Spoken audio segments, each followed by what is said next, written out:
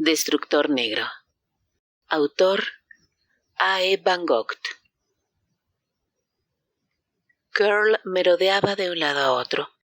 La noche negra, sin luna y casi sin estrellas, retrocedía reluctante ante el rojo amanecer que iba apareciendo por su izquierda. Era una luz vaga y difusa, que no daba sensación de que irradiara calor alguno, ni comodidad, sino apenas un resplandor frío, que descubría lentamente un paisaje de pesadilla. Una llanura negra y sin vida, salpicada de rocas, tomó forma ante él a medida que un sol rojo y pálido se iba asomando por encima del grotesco horizonte. Fue entonces cuando Curl se dio cuenta de que se encontraba en territorio conocido. Se detuvo. La sensación sacudió sus nervios. Sus músculos se apretaron con fuerza contra sus huesos. Sus grandes patas delanteras, 2 veces el tamaño de las traseras, se movieron con una sacudida temblorosa. Se arquearon sus garras afiladas. Los gruesos tentáculos que brotaban de sus hombros dejaron de ondular y se tensaron en estado de alerta. Meneó la gran cabeza de gato de un lado a otro, ansioso, mientras los tendones peludos que formaban sus orejas vibraban frenéticamente, comprobando cada movimiento de la brisa, cada latido del éter. Pero no hubo ninguna respuesta. Ninguna vibración sacudió su intrincado sistema nervioso. No había la menor señal de que en alguna parte se encontrara el id tan necesario. Desesperanzado, Curl se agachó y su enorme sombra felina se recortó contra la línea roja del horizonte, como un reflejo distorsionado de un tigre negro que descansara sobre una roca negra en un mundo de oscuridad. Sabía que este día tenía que llegar. Se había acercado a través de siglos de una búsqueda incesante, cada vez más negro y amenazante. Se enfrentaba al momento inevitable en que tendría que regresar al punto de partida de su cacería sistémica, en un mundo casi desprovisto de criaturas id. La verdad le golpeó con una serie de dolores rítmicos e interminables. Cuando había comenzado la caza, había unas cuantas criaturas id esparcidas por los alrededores. Ahora, Curl sabía bien que no se le había escapado ninguna. No quedaba ninguna que comer.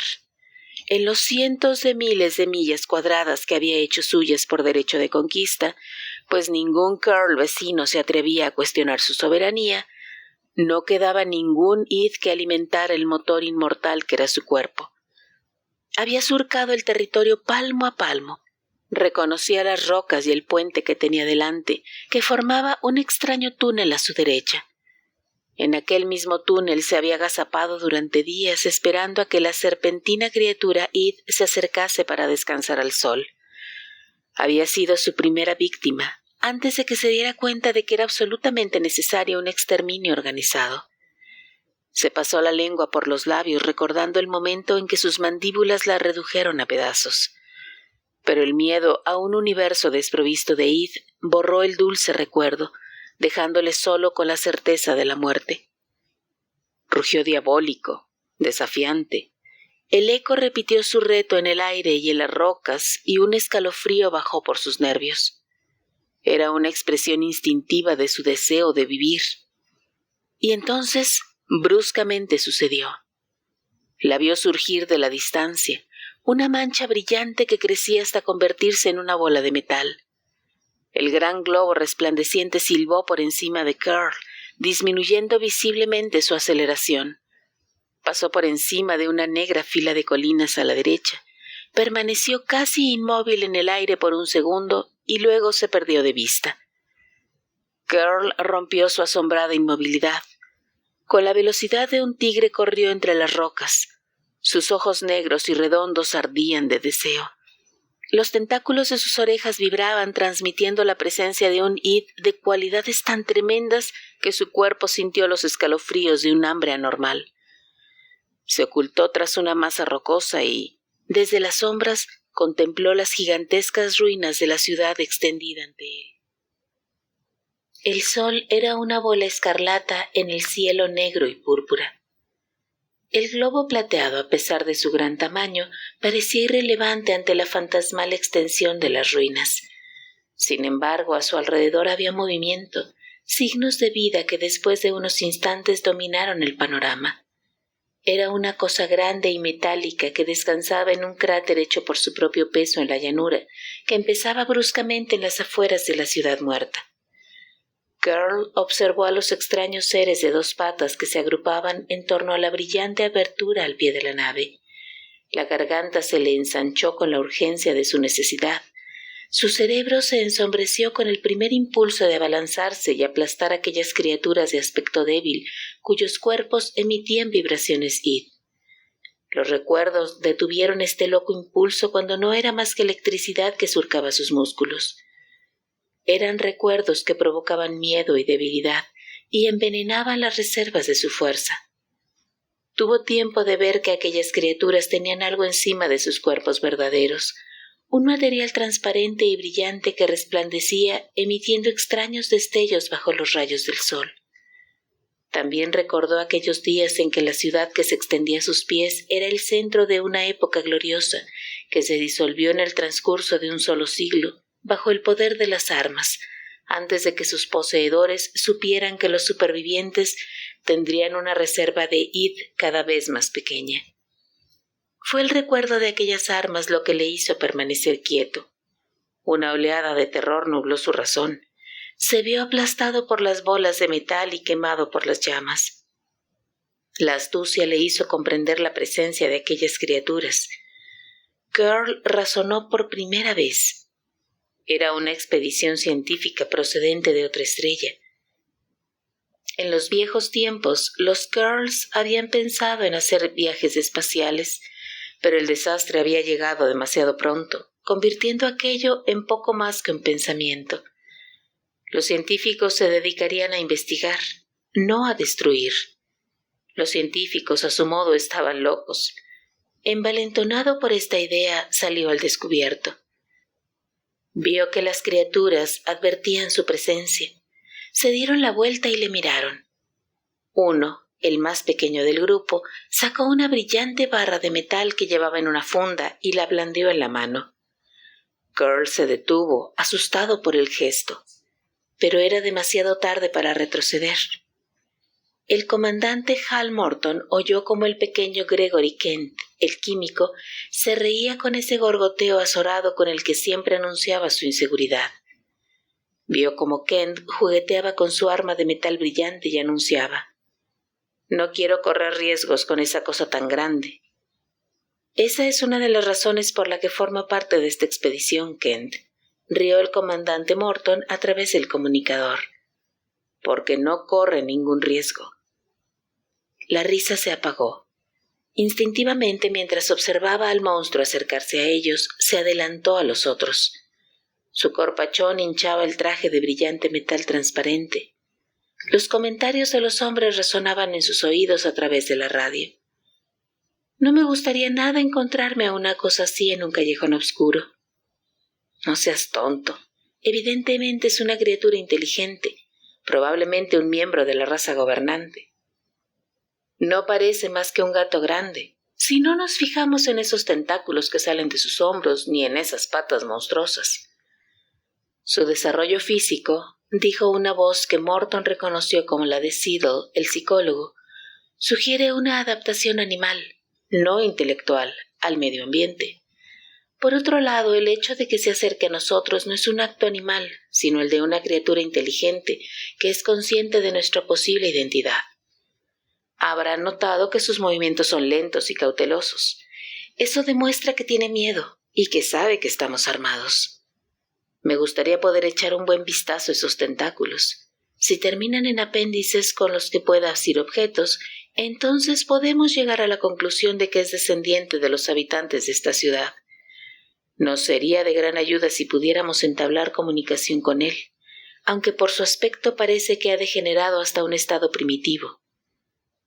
Girl se detuvo cuando se encontraba ya a pocos metros de la criatura más cercana. La sensación de id era tan abrumadora que su cerebro se tambaleó al borde del caos. Notaba como si su cuerpo estuviera cubierto por un líquido fundido. Su visión era borrosa y la cruda sensualidad de su deseo atravesaba todo su ser. Los hombres, excepto el pequeño que tenía la barra de metal en las manos, se acercaron. Curl vio que le examinaban con atención y curiosidad. Sus labios se movían y sus voces resonaban en sus oídos como un ritmo monótono y sin sentido. Al mismo tiempo tuvo la impresión de que había ondas de frecuencia mucho mayores, las de su propio nivel de comunicación, pero solo era un tintineo mecánico que le sacudía su cerebro.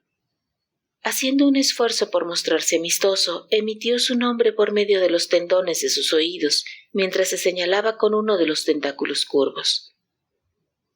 Captó en la radio una especie de estática cuando agite esos pelos, Morton, dijo Gurley, el jefe de comunicaciones. ¿Cree usted? Es posible, dijo el comandante respondiendo a la pregunta antes de que la terminara. Es trabajo para usted, Gurley. Si habla a través de ondas de radio, puede que no le resulte imposible crear una especie de imagen televisiva de sus vibraciones o enseñarle el código Morse. Ay, dijo Siegel. Tenía razón. Los tentáculos terminan en 7 fuertes dedos. Si el sistema nervioso es suficientemente complicado, esos dedos podrían manejar cualquier máquina con un poco de entrenamiento. Creo que lo mejor sería entrar a almorzar, dijo Morton. Tenemos trabajo después.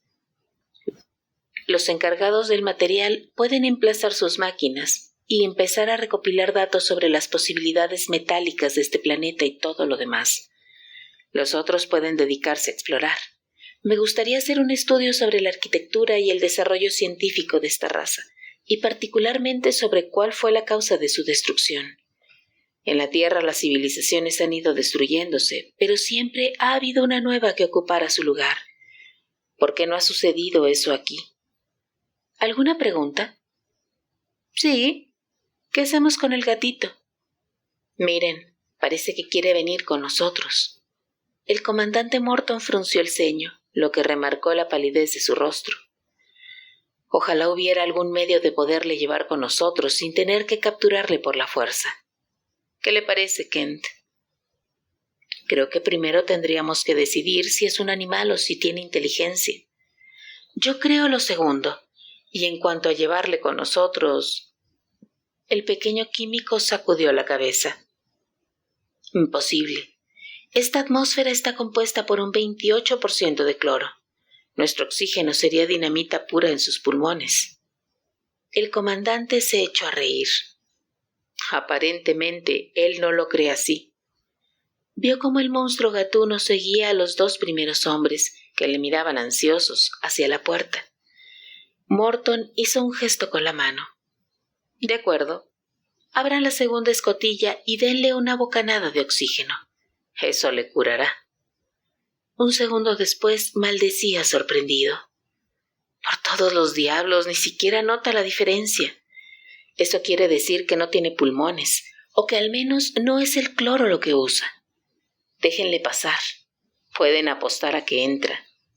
Smith, esto es un tesoro para un biólogo. Parece inofensivo si tenemos cuidado. ¡Qué metabolismo!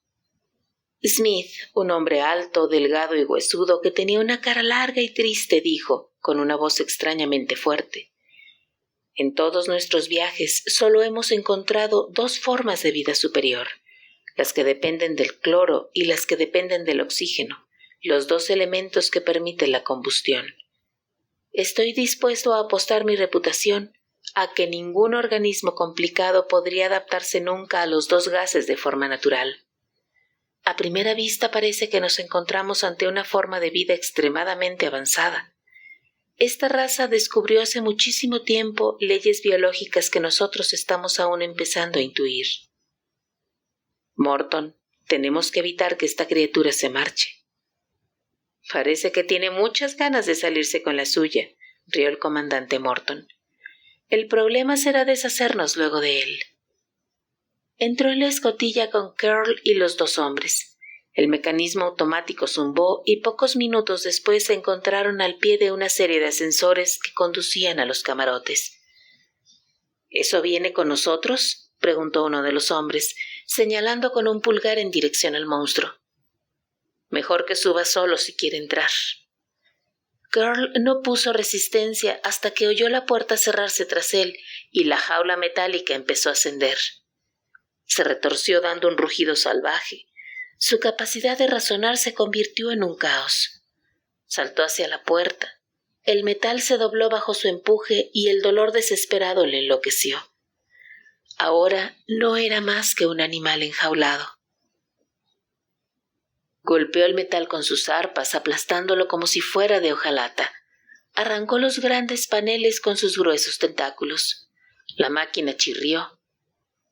Hubo una serie de sacudidas mientras la energía ilimitada impulsaba la jaula, a pesar de los pedazos de metal que arañaban las paredes exteriores. Y entonces la jaula se detuvo, y Girl arrancó el resto de la puerta y se precipitó en el pasillo. Esperó allí hasta que Morton y los hombres se le acercaron con las armas en la mano. «Somos idiotas», dijo Morton. «Tendríamos que haberle enseñado cómo funciona. Ha pensado que le habíamos engañado». Se acercó al monstruo y vio que el brillo salvaje desaparecía de aquellos ojos negros como el carbón, mientras abría y cerraba la puerta con elaborados gestos para mostrarle cómo funcionaba. Girl dio por terminada la lección y se dirigió a la amplia habitación a su derecha. Se tumbó sobre el suelo alfombrado y trató de calmar la tensión eléctrica de sus nervios y músculos. Estaba furioso consigo mismo porque había dejado que el miedo le abrumara. Le parecía que había perdido la ventaja de parecer una criatura mansa y tranquila. Su fuerza tenía que haber asombrado y preocupado a aquellas criaturas. Eso significaba un peligro mucho mayor que la tarea que tenía que llevar a cabo. Matar a toda la tripulación y apoderarse de la nave para dirigirse a su mundo, donde habría hits ilimitados. Girl contemplaba sin parpadear cómo dos hombres retiraban trozos de cascotes de una puerta de metal de un gran edificio antiguo. Todas las células de su cuerpo le dolían de hambre. La ansiedad fluía por sus músculos y latía en su cerebro como algo vivo. Todos sus nervios deseaban seguir a los hombres que se habían internado en la ciudad. Sabía que uno de ellos marchaba en solitario. Los minutos fueron pasando lentamente. Girl seguía conteniéndose mientras miraba, consciente de que los hombres sabían que les observaba. Sacaron de la nave una máquina de metal y la llevaron flotando a una masa de roca que bloqueaba la gran puerta media abierta. Nada escapaba de su fiera mirada y lentamente advirtió la simplicidad de la máquina. Sabía lo que iba a suceder cuando la llama desató su violenta incandescencia y devoró la dura roca. Pero a pesar de que ya lo sabía, cuando surgió la llama blanca, saltó deliberadamente y rugió como si tuviera miedo. Sus tentáculos auditivos oyeron la risa de los hombres y su extraño placer ante su aparente desazón. La puerta había cedido y Morton se acercó a ella y entró junto con otro hombre que sacudió la cabeza. Todo está en ruinas. Se puede deducir del estado. Obviamente usaban energía atómica, pero en forma de rueda. Eso es un desarrollo peculiar. En nuestro desarrollo tecnológico, la energía atómica proporcionó las máquinas sin ruedas. Es posible que hayan progresado hasta un nuevo tipo de mecánica de ruedas. Espero que sus bibliotecas estén mejor conservadas, o no lo sabremos nunca.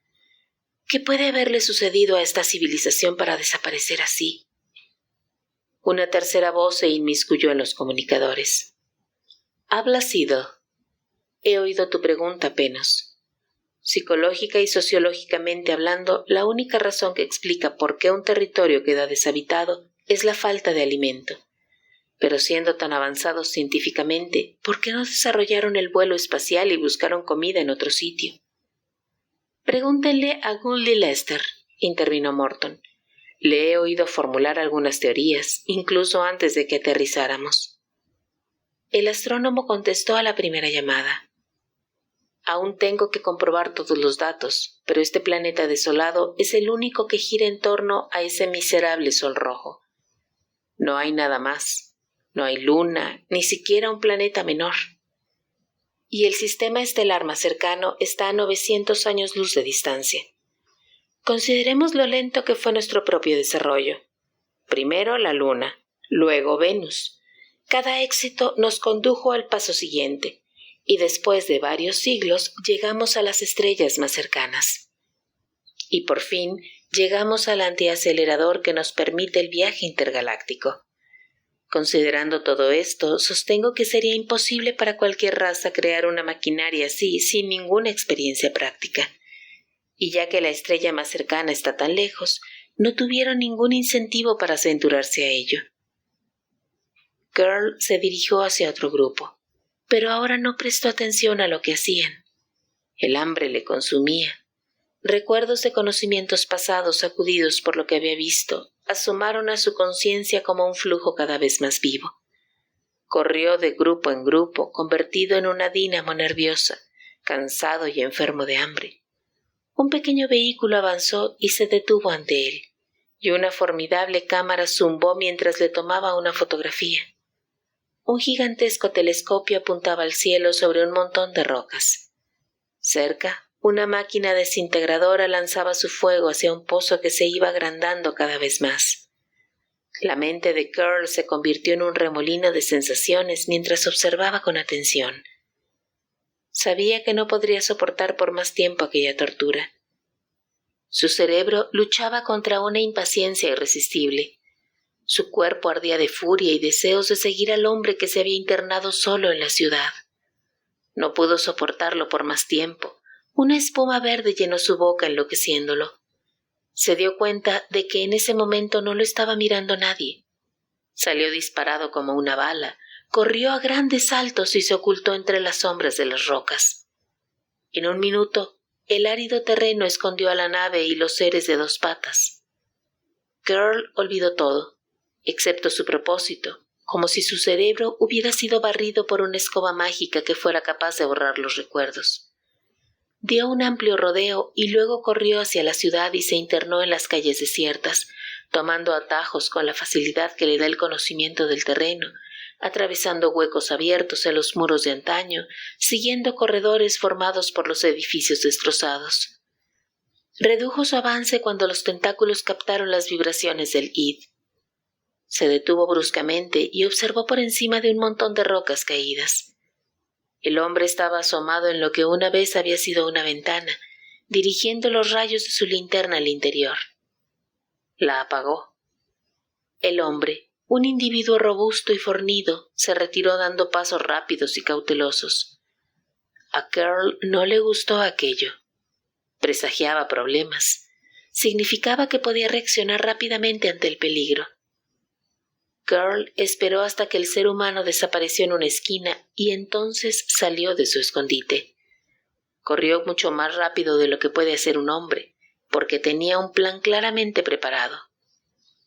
Recorrió la calle siguiente como un fantasma y pasó por delante de un bloque de edificios. Giró la primera esquina a gran velocidad y entonces, arrastrando la panza, saltó al espacio abierto entre el edificio y el gran montón de escombros. La calle formaba una especie de valle en ruinas y terminaba en un estrecho cuello de botella, donde se apostó Girl. Sus tentáculos auditivos recibieron las ondas de baja frecuencia de un silbido. El sonido le atravesó y de pronto el terror atenazó con dedos helados su cerebro. El hombre tenía un arma. Si podía disparar un solo estallido de energía atómica antes de que sus músculos descargaran toda su furia asesina. Una pequeña lluvia de rocas se deslizó bajo él cuando el hombre se colocó debajo. Girl asestó un zarpazo al brillante casco del traje espacial. Se oyó el sonido de metal desgarrado y el borboteo de la sangre. El hombre se dobló por la mitad. Durante un momento, sus huesos, piernas y músculos se combinaron de forma milagrosa para permitirle seguir en pie. Entonces se desplomó con un estrépito metálico. Desaparecido el miedo por completo, Girl saltó hacia atrás y rápidamente aplastó la coraza de metal y redujo a pedazos el cuerpo que había dentro. Grandes trozos de metal y carne salpicaron el suelo. Los huesos se rompieron. La carne se abrió. Era fácil localizar las vibraciones del id y crear la violenta desorganización química que la liberaba de los huesos aplastados. Girl descubrió que el id estaba principalmente en el hueso. Se sintió aliviado, casi renacido. aquí había más alimento del que había conseguido durante todo el año pasado. 3 minutos más tarde, todo había terminado. Girl echó a correr como si huyera de un peligro. Se acercó con cautela al globo brillante por el lado contrario del que se había marchado. Los hombres aún estaban enfrascados en su labor. Sin hacer ruido, Girl se deslizó sin que nadie se diera cuenta. Morton contempló el horror de carne masacrada, metal y sangre que tenía a los pies, y notó que la garganta se le secaba y le impedía hablar. Quiso ir solo, maldito sea. La voz del pequeño químico contenía un sollozo, y Morton recordó que Kent y Jarvie habían sido buenos amigos durante muchos años. Lo peor de todo, tembló uno de los hombres, es que parece un asesinato sin sentido. El cuerpo está convertido en montoncitos de gelatina, pero parece estar completo. Apostaría que si lo pesáramos contendría el peso exacto de Jarvis. Smith intervino. Su cara alargada parecía sombría. El asesino atacó a Jarvis y luego descubrió que su carne era alienígena, incomestible. Como nuestro gato, no quiso comer nada de lo que le dimos.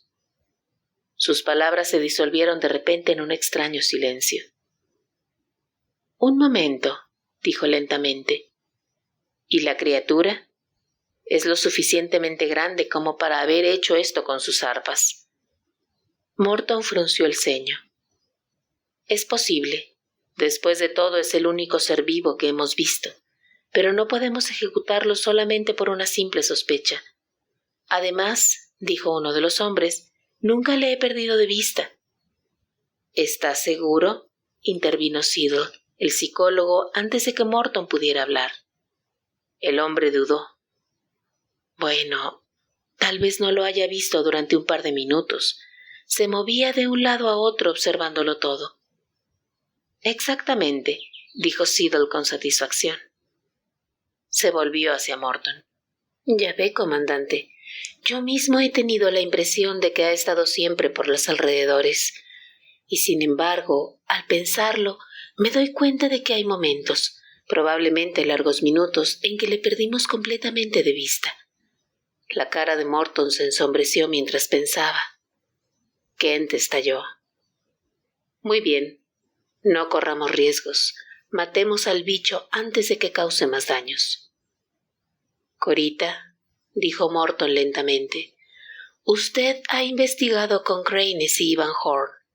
¿Cree que el gato es un descendiente de la raza dominante en este planeta?» El alto arqueólogo japonés miró al cielo como si al hacerlo ordenara sus pensamientos. «Comandante Morton», dijo respetuosamente, «aquí hay un misterio. Miren la majestuosa línea del horizonte. Observen el perfil casi gótico de la arquitectura. A pesar de la megalópolis que crearon, esta raza estaba pegada al suelo. Los edificios no están ornamentados solamente, son ornamentales en sí mismos. Aquí tenemos el equivalente de la columna dórica, de la pirámide egipcia, de la catedral gótica brotando del suelo, con orgullo, cumpliendo un destino.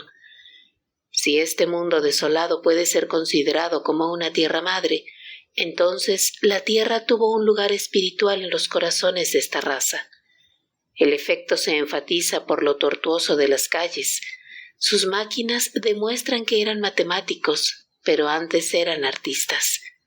Por eso no crearon las ciudades diseñadas geométricamente, como las metrópolis ultra sofisticadas del mundo. Hay un abandono artístico genuino, una profunda alegría escrita en la curva de las disposiciones antimatemáticas de las casas, un sentido de intensidad, de creencia divina en una certidumbre interna. No es una civilización decadente y hastiada, sino una cultura joven y vigorosa, confiada, llena de propósitos. Pero terminó, bruscamente, como si en este punto la cultura tuviera su batalla de Tours y empezara a colapsarse como la antigua civilización musulmana, o como si de un salto hubiera franqueado siglos y entrado en el periodo de los estados en guerra. En la civilización china, este periodo ocupó del 480 al 230 a.C., y cuando acabó el estado de Tsin, comenzó el Imperio chino. Egipto experimentó esta fase entre los años 1780 y 1580 a.C. El último siglo de esta era fue la época Hyksos, que quiere decir inmencionable. El mundo clásico la experimentó desde Queronea, en el año 338, y ya al borde del horror, desde Graco en el 131 hasta Actio en el 31, siempre antes de Cristo. Los europeos occidentales y los americanos fueron devastados por este periodo en los siglos XIX y XX, y los historiadores modernos están de acuerdo en que, teóricamente, entramos en la misma fase hace 50 años, aunque naturalmente nosotros hemos resuelto el problema. Se preguntará usted, comandante, ¿qué tiene que ver todo esto con su pregunta? Mi respuesta es que no existe constancia de una cultura que entre bruscamente en el periodo de los estados contendientes. Casi siempre es un desarrollo lento, y el primer paso comporta la duda implacable de todo lo que antes ha sido sagrado. Las convicciones profundas dejan de existir, se disuelven ante las pruebas de las mentes analíticas y científicas. El escéptico se convierte en el ser supremo. Sostengo que esta cultura terminó bruscamente en su época más floreciente. Los efectos sociológicos de tal catástrofe tienen que haber sido la súbita desaparición de la moral, una reversión a la criminalidad bestial, la falta de cualquier tipo de ideales, una total indiferencia ante la muerte. Si este gato es descendiente de esa raza, entonces debe de ser una criatura astuta, un ladrón nocturno, un asesino a sangre fría, que sería capaz de degollar a su propio hermano en su provecho. «Eso es suficiente», cortó Kent con voz crispada. «Comandante, estoy dispuesto a ser de verdugo». «Escuche, Morton, no va usted a matar al gato todavía, aunque sea culpable», interrumpió Smith bruscamente. «Es un tesoro biológico». Kent y Smith se miraron con furia. Morton frunció el ceño pensativo. «Corita, estoy dispuesto a aceptar su teoría como base de trabajo», dijo finalmente. «Pero una pregunta. ¿El gato proviene de un periodo anterior al nuestro? Es decir, estamos entrando en una etapa de nuestra cultura altamente civilizada, mientras que él se quedó de repente sin historia en su momento más floreciente. Pero, ¿es posible que su cultura sea posterior en este planeta que la nuestra en el sistema galáctico que hemos colonizado? Es muy posible. Puede que la suya sea la 10ª civilización en este mundo, mientras que la nuestra es la 8ª que surge en la Tierra. Cada una de las 10, naturalmente, habrá sido edificada sobre las ruinas de la anterior. En este caso, ¿el gato no sabría nada del recelo que nos ha hecho sospechar que es un criminal y un asesino? No, sería literalmente magia para él. Morton hizo una mueca. Entonces creo que se saldrá usted con la suya, Smith. Dejaremos vivir al gato. Si vuelve a ocurrir algo, ahora que le conocemos, será debido a nuestra falta de cuidado. Existe la posibilidad de que estemos equivocados. Como Siegel, también tengo la impresión de que siempre estuvo con nosotros, pero ahora no podemos dejar así al pobre Jarvie. Lo meteremos en un ataúd y le enterraremos. Todavía no, exclamó Ken mientras se ruborizaba. Le pido disculpas, comandante, no era mi intención. Sospecho que el gato quería algo de su cuerpo. Parece que está todo en él, pero puede que falte algo. Voy a averiguar qué es y voy a acusarle de este asesinato hasta que usted se convenza de que fue obra suya, sin la menor sombra de duda. Era muy tarde cuando Morton alzó la vista del libro y vio a Kent entrar por la puerta que conducía a los laboratorios de abajo. Kent llevaba un gran cuenco en las manos. Sus ojos cansados escrutaron a Morton. «Ahora, observe», dijo con la voz dura y cansada. Se acercó a Curl, que estaba tumbado sobre la alfombra haciéndose el dormido. Morton le detuvo. «Espere un momento, Kent. En cualquier otra ocasión no pondría en duda sus intenciones, pero tiene usted muy mal aspecto. Está agotado». «¿Qué es eso que trae?». Kent se dio la vuelta y Morton vio que su primera impresión no había sido más que una leve sombra de la verdad. Tenía profundas ojeras, las mejillas hundidas y los ojos febriles. «He encontrado el elemento que falta», dijo Kent. «Es el fósforo. No queda ni 1 miligramo de fósforo en los huesos de Jarvie. Se le ha extraído hasta la última gota. Ignoro por qué superquímica. Siempre hay medios de sacar el fósforo del cuerpo humano. Por ejemplo, recordemos lo que le sucedió al trabajador que ayudó a construir esta nave. Se cayó dentro de 15 toneladas de metal fundido, o al menos eso reclamaron sus parientes. Pero la compañía no quiso pagar los seguros hasta que se demostrara, tras un análisis, que en el metal hubiera un alto porcentaje de fósforo. «¿Y qué es la comida de la vasija?», interrumpió alguien. Los presentes iban dejando libros y revistas y miraban con interés. «Un preparado de fósforo orgánico. El gato captará su olor, o lo que utilice en vez del olfato». «Creo que percibe las vibraciones de las cosas», intervino Gurley perezosamente. «A veces cuando mueve esos tendones recibo una onda estática en la radio. Después cesa, como si cambiara a diferentes longitudes de onda más altas o más bajas. Parece que controla las vibraciones a voluntad». Kent esperó con visible impaciencia a que Gurley terminara de hablar. «Muy bien», dijo bruscamente. «Entonces, cuando capte la vibración del fósforo y reaccione ante ella como un animal, bueno, podremos decir según su reacción. ¿Puedo continuar, Morton?» «Hay 3 cosas erróneas en su plan», dijo Morton. «En primer lugar, parece que asume usted que solo es un animal. Parece olvidar que puede que no tenga hambre después de haberse comido a Jarvie. Parece pensar que no sospechará nada. Ponga el cuenco en el suelo. Tal vez su reacción nos diga algo». Girl observó sin pestañear cómo el hombre colocaba el cuenco ante él. Sus tendones auditivos identificaron inmediatamente las vibraciones id de su contenido y no le dirigió ni una segunda mirada. Reconoció a este ser de 2 patas como el que le había apuntado con la pistola por la mañana. ¡Peligro! Se puso en pie con un rugido, cogió el cuenco con los apéndices en forma de dedos de sus tentáculos y lo vació en la cara de Kent, quien retrocedió dando un alarido.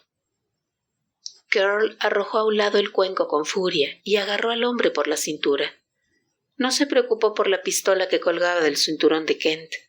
Notaba que solo era un arma de vibraciones, hecha con energía atómica, pero no un desintegrador. Arrojó a Kent contra el asiento más cercano y advirtió que tendría que haberlo desarmado. No es que el arma fuera peligrosa, pero mientras el hombre se limpiaba la cara con una mano, buscaba la pistola con la otra. Carol retrocedió. La pistola se alzó lentamente y un rayo blanco voló hacia su cabeza. Los tentáculos auriculares temblaron mientras anulaban los efectos de la pistola vibradora. Sus ojos negros y redondos se estrecharon al captar el movimiento de los hombres en busca de sus armas. La voz de Morton rompió el silencio. «¡Alto!». Kent apartó su arma y Carl se tumbó, temblando, lleno de furia ante este hombre que le había obligado a revelar parte de su poder. «Kent», dijo Morton fríamente, «no es usted el tipo de persona que pierde los nervios. Ha intentado matar al gato deliberadamente, sabiendo que la mayoría está a favor de dejarle con vida. Sabe cuáles son las normas. Si alguno se opone a mis decisiones, debe decirlo en ese momento. Si la mayoría se opone, mis decisiones carecen de validez. En este caso, nadie más que usted ha puesto reparos, y por lo tanto a su acción al tomarse la justicia por su mano es reprensible y automáticamente le hace perder el derecho al voto durante 1 año. Kent miró sombrío al círculo de rostros que le rodeaba. Corita tenía razón cuando dijo que nosotros pertenecíamos a una época altamente civilizada. Es decadente. La pasión ardía en su voz. Dios mío, no hay ni un solo hombre aquí que pueda ver el horror en esta situación. Jarvie ha muerto hace solamente unas horas y esta criatura, a quien todos reconocemos como culpable, está aquí, suelta, planeando su próximo crimen. Y la víctima está en esta misma habitación. ¿Qué clase de hombres somos? ¿Locos, cínicos, fantasmas? ¿O es que nuestra civilización es tan racional que podemos contemplar un asesinato con simpatía? Clavó los ojos en Curl. Tenía usted razón, Morton. Esto no es un animal. Es un demonio surgido del más profundo infierno de este planeta moribundo. No se nos ponga melodramático, dijo Morton. Su análisis, por lo que a mí respecta, está equivocado. No somos cínicos ni fantasmas. Somos simplemente científicos, y el gato va a ser sometido a estudio. Ahora que sospechamos de él, dudo de su habilidad para tendernos una trampa. No tiene una oportunidad entre 100. Miró a su alrededor. ¿Hablo en nombre de todos? Por mí no, comandante. Fue Smith quien habló. Continuó explicándose mientras Morton le observaba sorprendido. Con la excitación y la confusión del momento, nadie parece haberse dado cuenta de que cuando Kent le ha disparado con el vibrador, el rayo ha alcanzado a esta criatura directamente en la cabeza y no le ha hecho daño. La mirada de asombro de Morton pasó de Smith a Curl y a Smith de nuevo. ¿Está seguro de que le ha alcanzado? Como dice, sucedió todo tan rápidamente. Al ver que el gato no tenía ninguna herida, supuse que Kent había fallado el tiro. Le dio en la cara, afirmó Smith. Un arma de vibraciones. Naturalmente no puede matar a un hombre, pero sí herirle. Sin embargo, el gato no tiene ni rastro de heridas, ni un solo pelo chamuscado. Tal vez su piel sea un buen aislante contra el calor de cualquier tipo. Tal vez, pero en vista de nuestra indecisión, creo que deberíamos encerrarle en una jaula. Eso es hablar con sentido, Smith, dijo Kent mientras Morton reflexionaba. ¿Se quedará usted satisfecho, Kent, si le metemos en una jaula?, preguntó Morton. Kent consideró la idea un momento. Sí, dijo por fin. Si 4 pulgadas de microacero no pueden contenerle, será mejor que le demos la nave. Curl siguió a los hombres por el pasillo. Trotó dócilmente cuando Morton inconfundiblemente le hizo entrar por una puerta que no había visto antes. Se encontró en una habitación cuadrada y de metal sólido. La puerta se cerró tras él. Notó la corriente de energía cuando la cerradura eléctrica entró en funcionamiento. Sus labios se abrieron con una mueca de odio al darse cuenta de la trampa, pero no dejó ver ninguna otra reacción. Comprendió que había progresado mucho de la criatura primitiva que, unas cuantas horas antes, había mostrado su miedo en el ascensor. Ahora, 1000 recuerdos despertaron en su cerebro. 100 siglos de astucia, después de años de olvido, formaban parte de su ser nuevamente. Se sentó sobre las fuertes ancas en que terminaba su cuerpo. Examinó con sus tentáculos auriculares cuanto le rodeaba. Finalmente se echó. Sus ojos brillaban llenos de desdén. Idiotas, pobres idiotas. 1 hora más tarde oyó al hombre, Smith, manejando algo sobre la jaula. Las vibraciones que emitía le hicieron sentir miedo por un instante. Se puso en pie de un salto lleno de terror y entonces se dio cuenta de que las vibraciones eran vibraciones, no explosiones atómicas. Alguien estaba tomando fotos del interior de su cuerpo. Volvió a recostarse, pero sus tentáculos vibraban, y pensó despectivo que el muy idiota se llevaría una sorpresa cuando intentara revelar aquellas fotos. El hombre se marchó al cabo de un rato, y durante largo tiempo oyó que los otros hacían algo a lo lejos. También ese ruido se fue perdiendo lentamente. Curl se quedó tumbado, esperando, mientras sentía que el silencio se extendía por la nave. Mucho tiempo antes del alba de la inmortalidad, los Curls también habían dormido de noche. Lo había recordado el día anterior, cuando vio a algunos hombres dando una cabeceada. Por fin la vibración de 2 pares de pies fue la única frecuencia humana que registraron sus tentáculos auditivos. Escuchó el sonido de los 2 centinelas. El primero caminaba lentamente junto a la puerta de la jaula. Unos metros después venía el otro. Curl podía sentir que los 2 hombres estaban alerta. Sabía que nunca podría sorprenderlos aunque caminaran por separado. Aquello significaba que tendría que ser doblemente precavido. Volvieron 15 minutos después. En el momento en que pasaron, puso en funcionamiento sus sentidos hasta el grado más alto. La violencia latente de los motores atómicos comenzó a susurrarle su historia en el cerebro. Las dínamos eléctricas zumbaron su canción de energía pura. Sintió el susurro de la corriente que recorría los cables de las paredes de su jaula y en la cerradura eléctrica de la puerta. Forzó su tembloroso cuerpo a una tensa inmovilidad mientras trataba de sintonizar aquella sibilante tormenta de energía. De repente, los tentáculos de sus orejas vibraron en armonía. Captó el cambio repentino de aquella onda de fuerza. Hubo un chasquido de metal contra metal. Con un suave roce de un tentáculo, Carl abrió la puerta y salió al pasillo débilmente iluminado. Durante un momento sintió desprecio, superioridad ante aquellas estúpidas criaturas que se atrevían a medir su inteligencia contra Carl. Y en ese momento pensó súbitamente en los otros Carls. Un exultante sentido de la raza atravesó su ser. El odio de siglos de despiadada competición remitió ante el orgullo de sentirse parte de los futuros conquistadores de todo el espacio. De repente, se sintió abrumado por sus limitaciones, por su necesidad de otros Carls, por su soledad.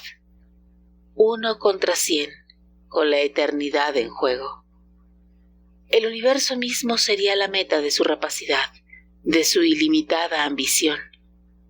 Si fallaba, no habría otra oportunidad. No tendría tiempo de revivir la maquinaria e intentar resolver el secreto del viaje espacial.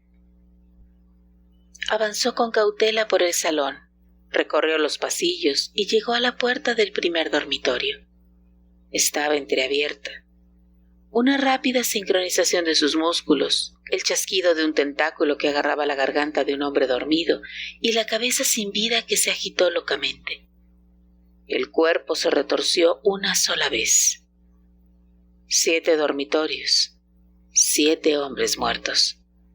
Fue al saborear el 7º asesinato lo que le propició un irrefrenable deseo de matar, de recuperar un hábito de milenios por destruir todo lo que contuviera el precioso Id.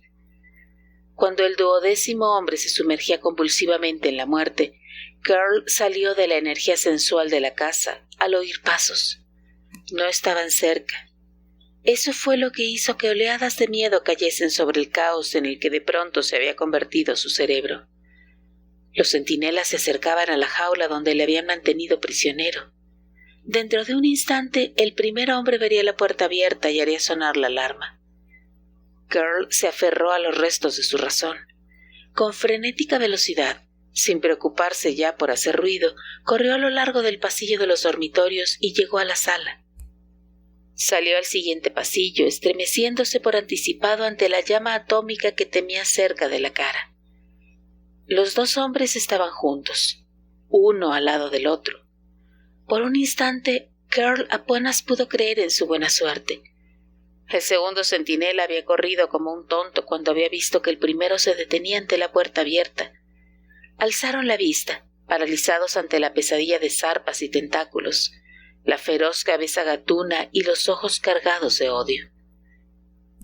El primer hombre trató de sacar su pistola, pero el segundo, paralizado por el destino que se cebaba de él, emitió un grito de horror que se multiplicó por los pasillos y terminó en un extraño gemido cuando Carl arrojó los 2 cadáveres, con un movimiento irresistible, hasta el otro extremo del pasillo.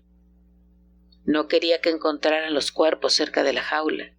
Esa era su única esperanza. Estremeciéndose de arriba a abajo, consciente del terrible error que había cometido, incapaz de pensar coherentemente, volvió a entrar a la jaula. La puerta se cerró con un suave clic tras él. La energía fluyó a través de la cerradura eléctrica.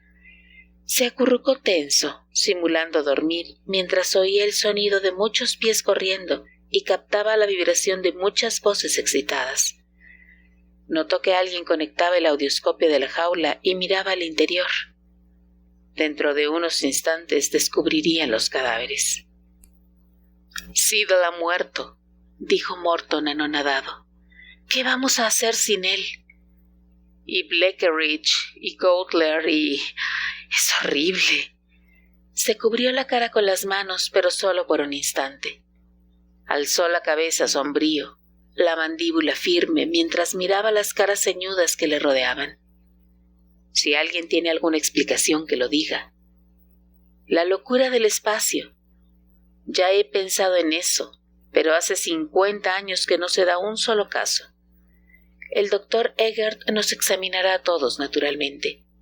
Ya está examinando a los cuerpos, pensando en esa posibilidad. Mientras decía esto, vio que el médico entraba por la puerta. Los hombres se apartaron para dejarle el paso. «Le he oído, comandante», dijo el doctor Eggert, «y creo que puedo decirle ahora mismo que la teoría de la locura del espacio queda totalmente descartada.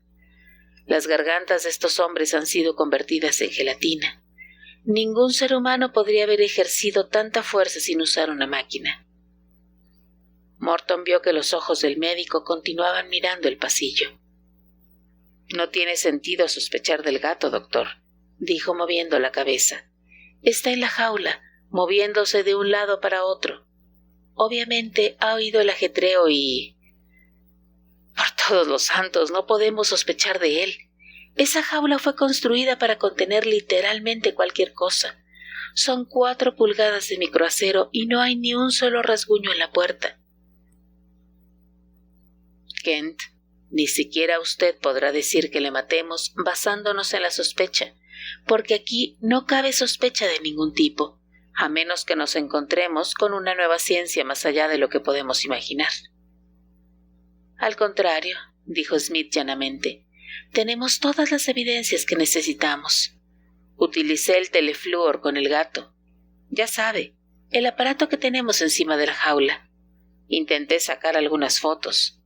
Salieron veladas, pero el gato saltó cuando conecté el telefluor, como si sintiera las vibraciones. ¿Recuerdan lo que dijo Gurley? Aparentemente esta bestia puede recibir y enviar vibraciones de cualquier longitud de onda. La manera como neutralizó la energía del arma de Kent es la prueba definitiva de que tiene una habilidad especial para interferir la energía». «En nombre de todos los infiernos, ¿qué es lo que tenemos aquí?», rugió uno de los hombres. «Si puede controlar ese poder y emitir cualquier vibración, nada podrá impedir que nos mate a todos». «Lo cual prueba», dijo Morton, «que no es invencible, o lo habría hecho hace tiempo». Se dirigió deliberadamente al mecanismo que controlaba la jaula de la prisión. «No va a abrir usted esa puerta», jadeó Kent buscando su arma. «No, pero si acciono este interruptor, la corriente que circula por el suelo electrocutará a cualquiera que esté dentro. Nunca hemos tenido que utilizarlo antes, así que posiblemente lo han olvidado ustedes». Accionó el interruptor. La chispa azul brotó del metal y una hilera de fusibles estalló con un estampido. Morton frunció el ceño. «Es curioso. Estos fusibles no tendrían que haberse fundido. Ahora ni siquiera podremos mirar dentro de la jaula. También se ha estropeado el audio». «Si el gato puede interferir la cerradura eléctrica lo suficiente para abrir la puerta», dijo Smith, «entonces es probable que se haya dado cuenta del posible peligro y haya podido anularlo cuando ha conectado usted el interruptor». «Al menos eso demuestra que es vulnerable a nuestras energías», sonrió Morton con una mueca, «porque las ha dejado inservibles. Lo importante es que le hemos dejado detrás de 4 pulgadas del metal más duro. En el peor de los casos podemos abrir la puerta y matarle con los rayos. Pero primero, creo que deberíamos tratar de utilizar los cables de energía del telefluor». Un sonido procedente del interior de la jaula interrumpió sus palabras. Un cuerpo pesado se arrojó contra la pared, seguido de un golpe sordo. «¿Sabe lo que intentamos hacer?», le dijo Smith a Morton, «y apostaría a que está muy nervioso. Ha sido un estúpido al volver a la jaula y ahora se da cuenta». La tensión cedía. Los hombres sonreían nerviosamente. Alguno incluso soltó una risita ante el cuadro que Smith había hecho del desconcierto del monstruo. «Lo que me gustaría saber», dijo Pennons, el ingeniero, es porque el registrador del telefluor ha oscilado y marcado el máximo de energía cuando el gato ha hecho ese ruido. Lo tengo aquí, bajo mi nariz, y el dial saltó como un resorte. El silencio reinó dentro y fuera de la jaula. Tal vez eso signifique que va a salir, dijo Morton. Todo el mundo detrás, y tengan las armas preparadas. Ese gatito ha sido un estúpido al creer que podría vencer a un centenar de hombres, pero es, con diferencia, la criatura más formidable de todo el sistema galáctico. Preferiría salir por esa puerta antes de morir como una rata, y es capaz de llevarse a algunos de nosotros por delante, si no tenemos cuidado. Los hombres retrocedieron, convertidos en un solo cuerpo. «Es curioso», dijo uno. «Me ha parecido oír el ascensor». «¿El ascensor?», repitió Morton. «¿Está usted seguro?». «Lo estuve por un momento», dudó el hombre. «Estábamos moviéndonos todos y...». «Lleve a alguien con usted y vayan a ver. Traigan aquí a quien se atreva a ir solo por ahí». Hubo una terrible sacudida cuando el gigantesco corpachón de la nave se inclinó bajo sus pies.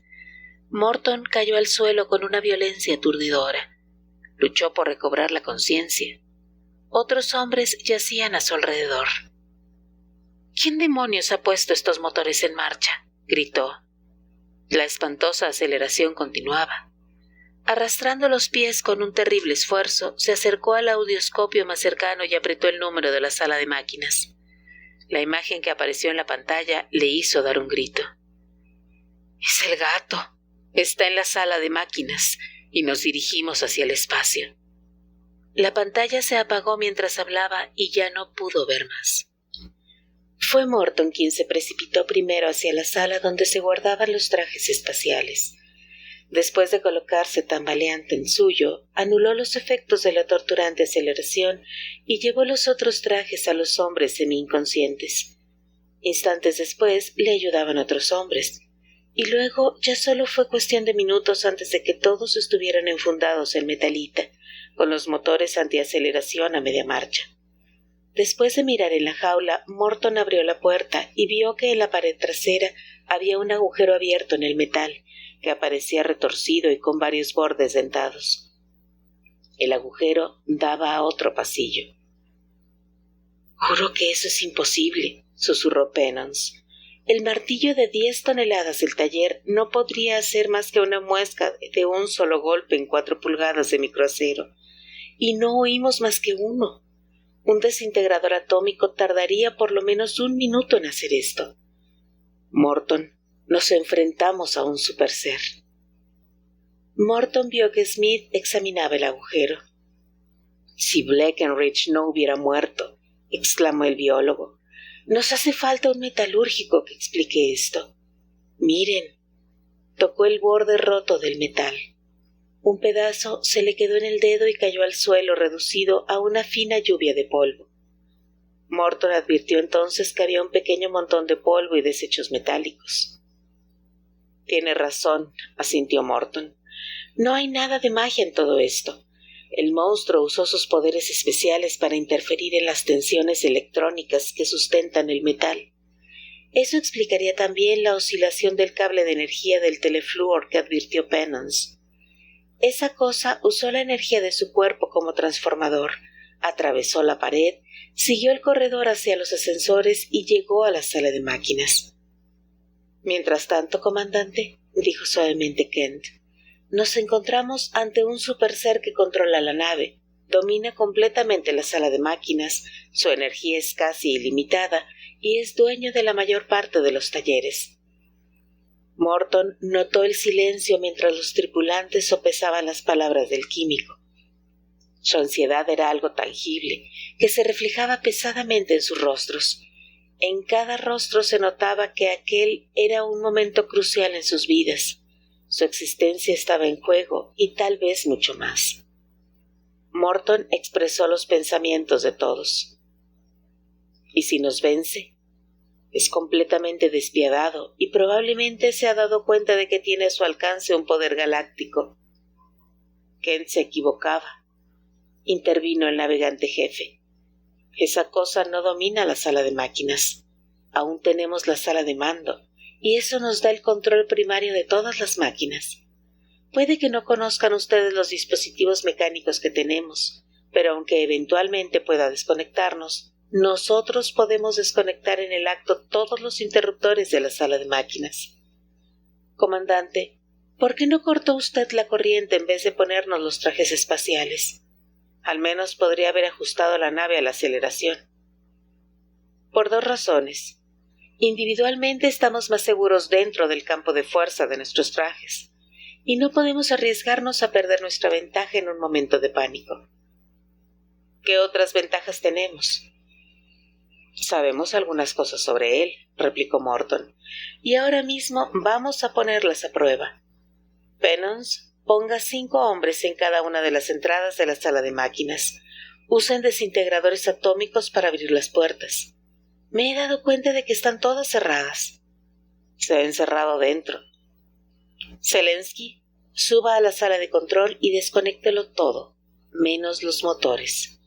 Conéctelos con el interruptor principal y córtelos todos a la vez. Una cosa, deje la aceleración al máximo. No debe aplicarse antiaceleración a la nave. ¿Comprendido? Sí, señor, saludó el piloto. E infórmenme por los comunicadores si alguna de las máquinas vuelve a ponerse en marcha. Se volvió hacia los demás hombres. Voy a dirigir el grupo principal.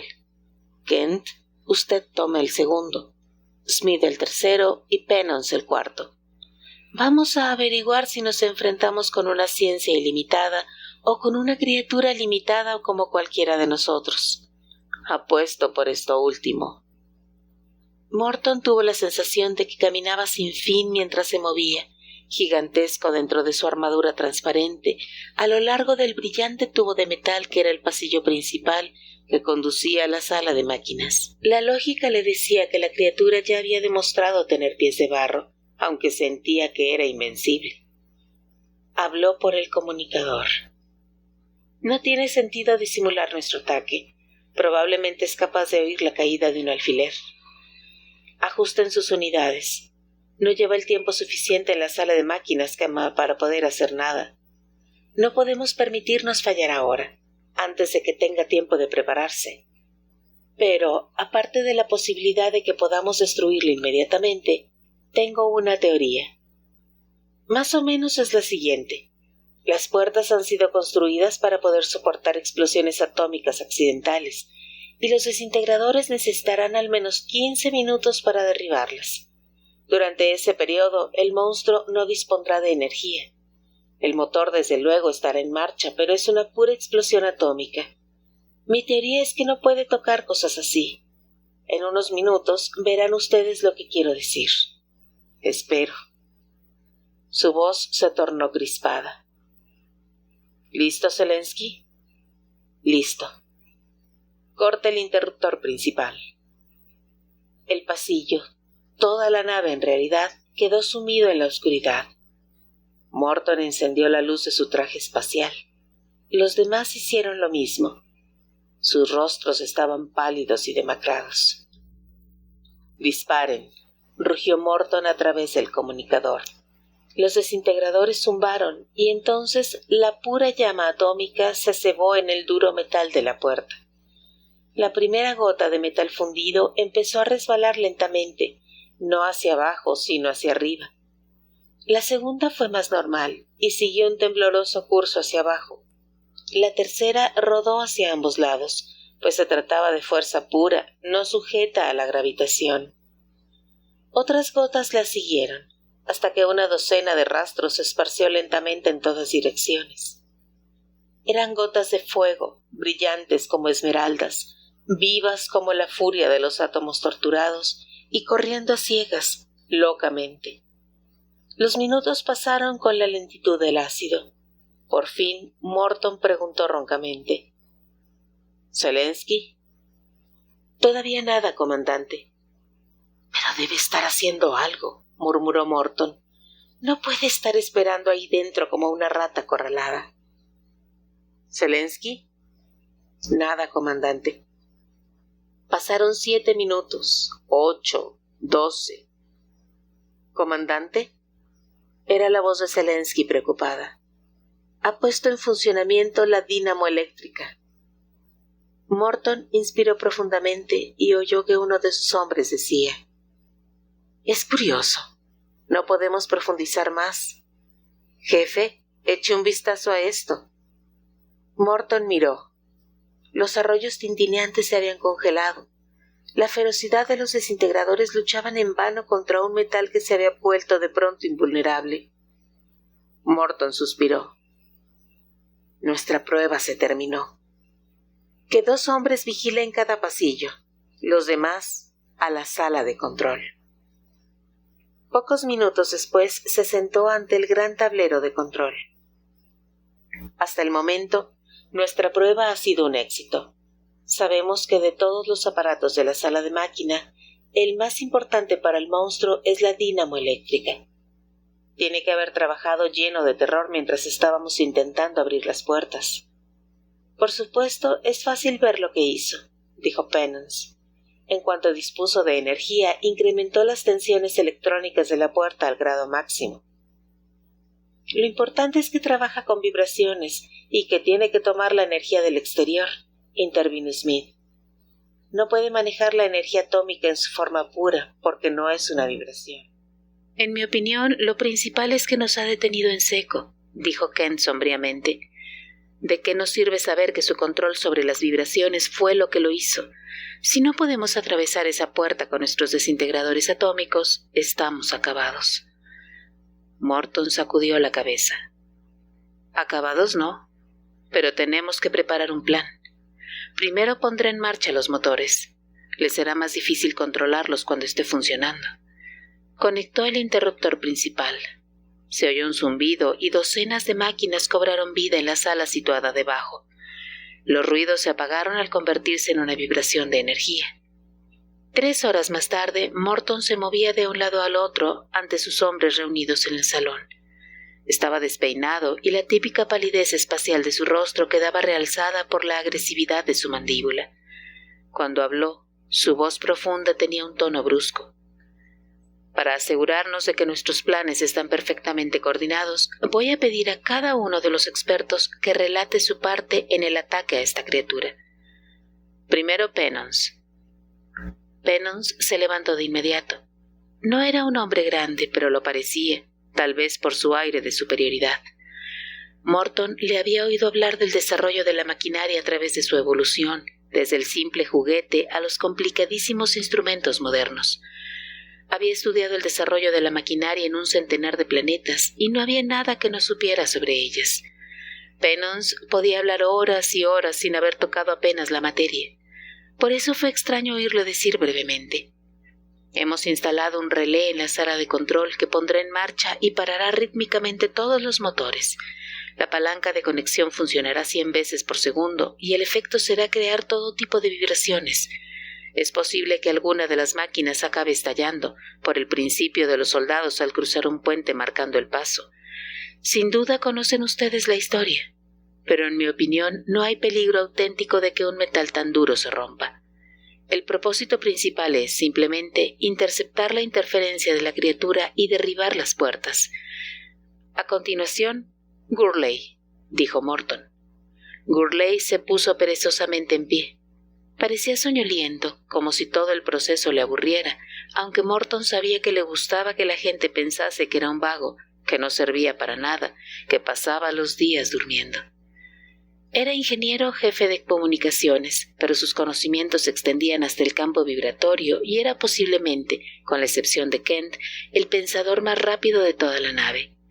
Morton advirtió que cuando habló lo hizo con voz lenta, con aquel tono deliberado que tenía un efecto calmante sobre los hombres. Las caras ansiosas se relajaron, los cuerpos se echaron hacia atrás, más relajados. Hemos instalado pantallas de vibración de fuerza pura que detendrán todo lo que emita. Funcionan por el principio de reflexión, de forma que todo lo que emita será reflejado de vuelta. Además, tenemos gran cantidad de energía eléctrica en reserva, que podremos transmitirle a través de conductores móviles de cobre. Tiene que haber un límite en su capacidad para que mantenga la energía con esos nervios aislados que tiene. —¿Zelensky? —llamó Morton. El piloto jefe ya estaba de pie, como si hubiera anticipado la llamada de Morton. Los nervios de aquel hombre, reflexionó Morton, tenían una firmeza pétrea que era el primer requisito necesario para poder controlar los movimientos de una nave. Sin embargo, esa misma firmeza parecía dinamita dispuesta a explotar a voluntad de su poseedor. No era un hombre de grandes conocimientos, pero reaccionaba a los estímulos con tanta rapidez que siempre parecía estar anticipándose a todo. La impresión que tengo del plan es que tiene que ser acumulativo. En cuanto la criatura crea que no puede soportar más, ocurrirá otra cosa que aumentará su confusión. Cuando la tensión esté en su punto culminante, tengo que cortar los antiaceleradores. El comandante cree, junto con Gurney y Lester, que esta criatura no sabrá nada de la antiaceleración. Es un desarrollo puro y simple del vuelo interestelar y no puede haber sido desarrollado de otra forma. Creemos que cuando la criatura sienta los primeros efectos de la antiaceleración, recuerden la sensación de vacío que experimentaron el primer mes, no sabrá qué hacer o qué pensar. —¿Corita? —Solo puedo ofrecerles mi ánimo —dijo el arqueólogo—, en base a mi teoría de que el monstruo tiene todas las características de los criminales de las primeras eras de todas las civilizaciones, complicadas con una aparente regresión a estado primitivo. Smith sugiere que su conocimiento de la ciencia es asombroso, y eso podría significar que estamos tratando con un habitante verdadero y no un descendiente de los pobladores de la ciudad muerta que hemos visitado. Esto implicaría que nuestro enemigo es prácticamente inmortal, una posibilidad que en parte se apoya en su habilidad para respirar oxígeno y cloro, o nada. Pero eso no tiene ninguna importancia. Procede de una era determinada de su civilización y ha degenerado tanto que sus ideas son meros recuerdos de aquella época. A pesar de todos los poderes de su cuerpo, perdió la cabeza en el ascensor la primera vez hasta que recordó. Se colocó en una situación que le obligó a revelar sus poderes especiales contra las vibraciones. Hace unas pocas horas cometió todos esos asesinatos en masa. Todo esto se debe a la baja astucia de las mentes egoístas y primitivas que tienen poca o ninguna concepción de la vasta organización con la que se enfrentan. Es como el antiguo soldado germano, que se sentía superior al erudito romano, aunque éste formaba parte de una poderosa civilización ante la que los germanos de aquella época se maravillaban. Me dirán que el saqueo de Roma por los germanos poco después va en contra de mi argumento. Sin embargo, los historiadores modernos están de acuerdo en que el saqueo fue un accidente histórico y no historia en el sentido auténtico de la palabra. El movimiento de los pueblos del mar, que se lanzaron contra la civilización egipcia desde el 1400 a.C., solo tuvo éxito en lo que se refiere a la isla de Creta. Sus poderosas expediciones contra las costas de Libia y Fenicia, acompañadas por las flotas vikingas, fracasaron igual que las de los hunos contra el imperio chino. En cualquier caso, Roma habría sido abandonada. La antigua y gloriosa Samarra quedó desolada en el siglo X. Pataliputra, la gran capital de Asoka, era una enorme extensión de casas deshabitadas cuando el viajero chino Sinan Tang la visitó hacia el 635 de nuestra era. Nos encontramos, por tanto, ante un ser primitivo que ahora está en el espacio, completamente apartado de su hábitat natural. Digo que entremos y venzamos. Puede que usted hable del saqueo de Roma como un accidente, gruñó uno de los hombres, y que ese ser es primitivo, pero los hechos son los hechos. Me parece que Roma está a punto de caer, y no será un primitivo quien lo haga. Esa cosa es peligrosa. Morton sonrió al tripulante con una mueca. Ya lo veremos, ahora mismo. Curl trabajaba como un esclavo en la deslumbrante brillantez del gigantesco taller. La nave de 12 metros y con forma de cigarro estaba ya casi terminada. Con un gruñido de esfuerzo completó la laboriosa instalación de los motores y se detuvo a contemplar su nave. El interior, visible a través de una apertura en el casco, era dolorosamente pequeño. No había sitio más que para los motores y un estrecho espacio para él.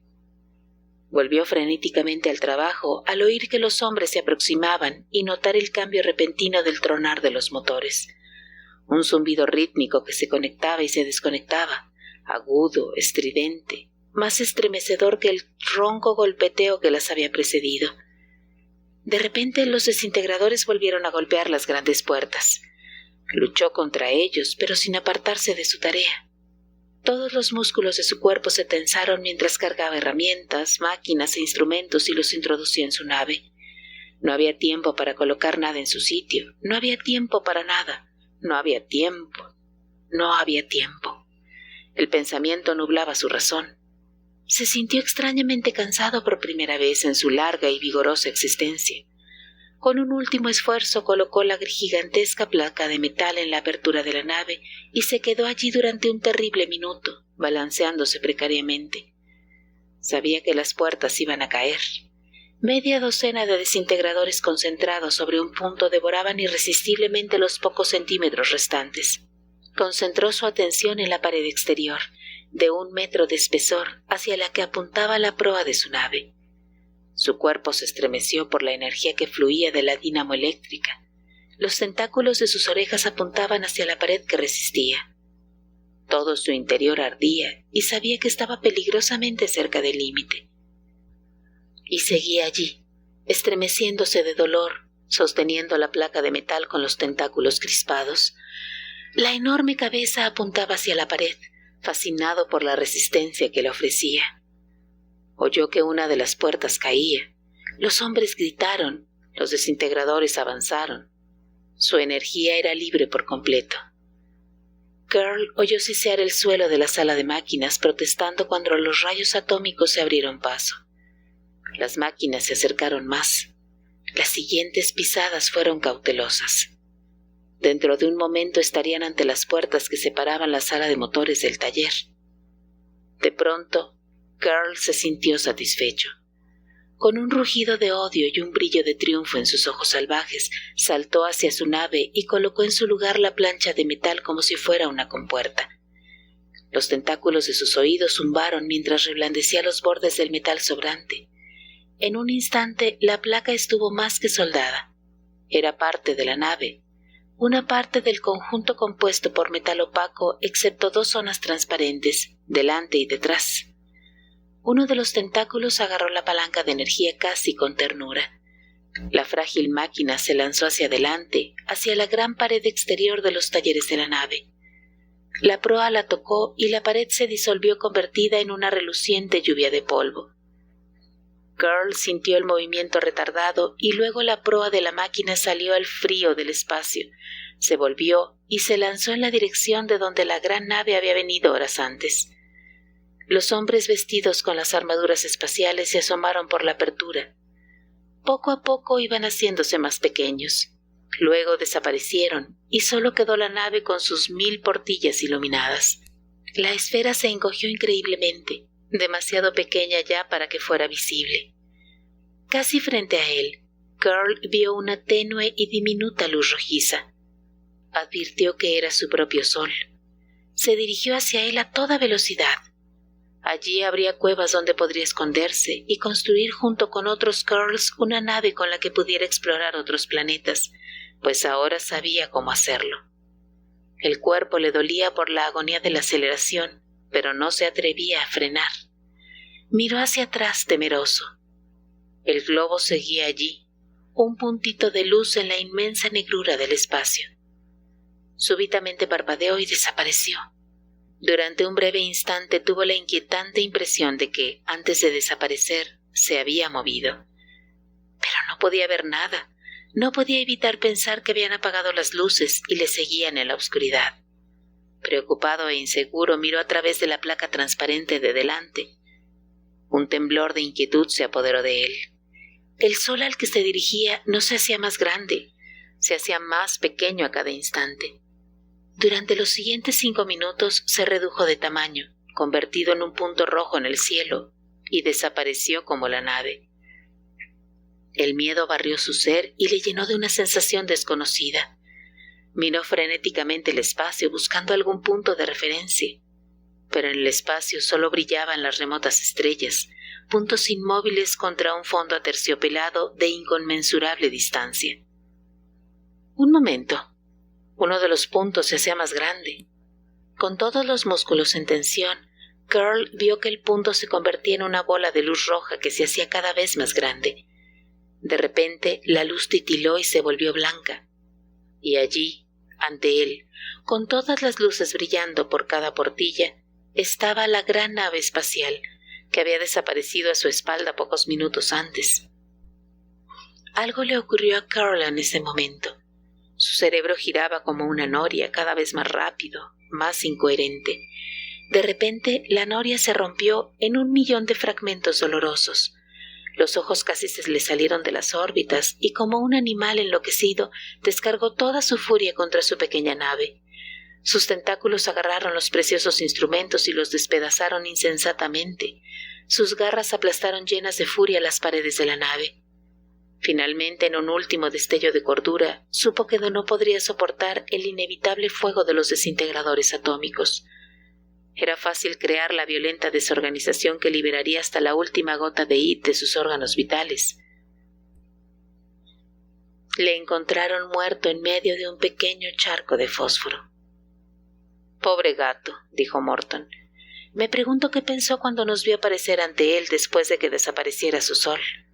Al no saber nada de los antiaceleradores, no pudo saber que podíamos detenernos en seco en el espacio, mientras que él necesitaría más de 3 horas para desacelerar. Mientras tanto, se alejaba más y más del lugar al que quería ir.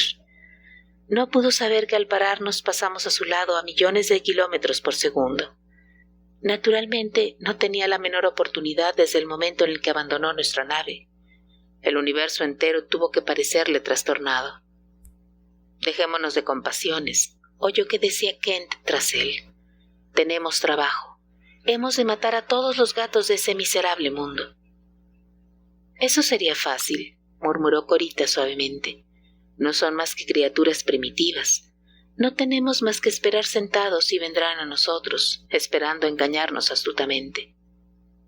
Me ponen ustedes enfermos, estalló Smith. El gato ha sido del tipo más duro con el que nos hemos enfrentado. Tenía todo lo necesario para derrotarnos. Morton sonrió mientras Corita interrumpía suavemente. Exactamente, mi querido Smith, excepto que reaccionaba siguiendo los impulsos biológicos de su tipo.